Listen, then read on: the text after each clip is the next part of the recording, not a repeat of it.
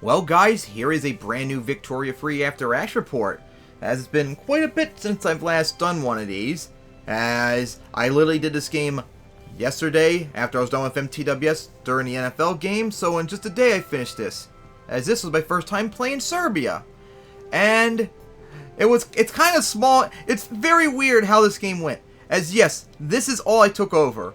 I took over Bosnia and southern Serbia from the Ottomans in a war where Austria and Russia supported me against the Ottomans, two Sicilies, and North German Federation at the time. And we won. I took all this over and all that.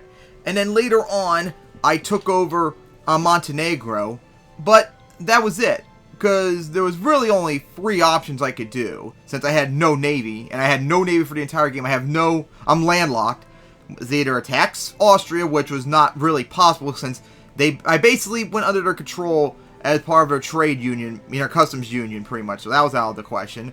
The only options was the Ottomans, which I wanted to do. I wanted to take over more of the Ottomans. I wanted to take over, like, all the Balkans and maybe see if I could form, like, Yugoslavia, which I have no idea if it's in the game or not. But it would be kind of interesting if it was, but it never showed up for me. Oh, here we go. Wait. Can I actually form? Oh, I can't. So, yeah, Yugoslavia is in the game. I was looking for this nation formation area, but it wouldn't show up. So I could have formed Yugoslavia, but yeah, I wanted to do that. But the Ottomans always kept getting supported by Austria because they joined the same customs union as the Austrians. So if I went after the Ottomans, the Austrians would go after me, and there was no way I was going to be able to fight off both of them. And even if I did win, the economic impact would be so destructive as Austria would never probably let me back in the customs union again, which I kind of needed. And then there was Wallachia, but Russia always kept supporting them, and that was impossible to do, because this game is so bad when it comes to warfare. Gee, and Vicky too, both these wars would be very easy with the amount of troops I have, but couldn't do it, unfortunately.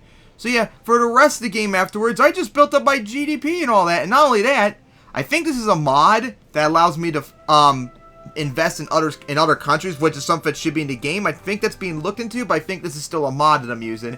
And I just invested all my money in Austria, Sardinia, Piedmont, Germany, France, the UK, until they were not letting me do it anymore.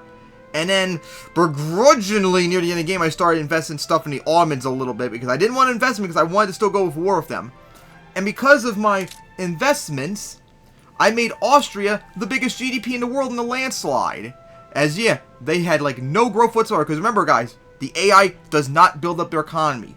They build up their economy they almost never built their economy so much that you can straight up be one of the biggest economies, if not the biggest economy in the world, no matter who you play as, pretty much. Like, it's that easy to become #1 power economically, because they don't do anything. So yeah, I was the 5th biggest economy in the world despite my small size. I supercharged Austria to just destroy everyone else, which should make my GDP bigger than anything to rival them, since that was my investments I'd done into them. So it should be my money. But yeah, I had, let's see right here, 158 million, which is one of the lower ends. But my GDP per capita is the highest I've ever had, almost 15 pounds. And I had the highest standard of living ever, too. I've had 24.9. At one point, like a few years ago, I was at 25.1. So everyone was... I was at the prosperous level for my average standard of living. So I really hit it big. Unfortunately, went down a little bit near the end and all that. But managed to do well. As managed to get them to become a republic with the intelligentsia and the trade unions in power and all that. So yeah, this was a very strange game. It was boring that I couldn't do any warfare, but it was actually kind of interesting building up Austria too. Maybe they need to have a mod.